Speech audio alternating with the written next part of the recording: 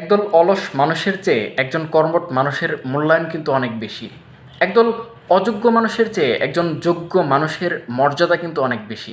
একদল অদক্ষ মানুষের চেয়ে একজন দক্ষ মানুষের প্রয়োজনীয়তা অনেক বেশি।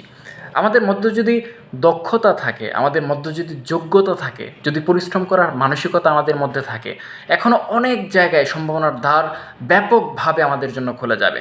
আমরা স্পেশালি মাঝে মাঝে বলি না যে দেশে চাকরির বাজার খুবই খারাপ, গভর্নমেন্ট সেক্টর বা প্রাইভেট সেক্টরে সমস্যা আসলে সেই জায়গাতে না।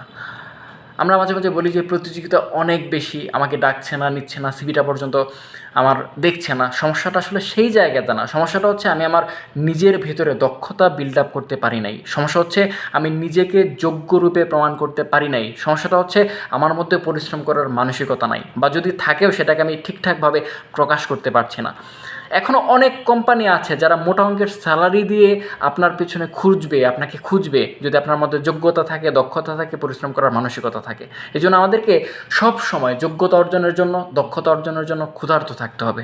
নিজের ভেতরে পরিশ্রম করানোর মতো মানসিকতা যেটা, এটা বিল্ড আপ করতে হবে ইনশাল্লাহ।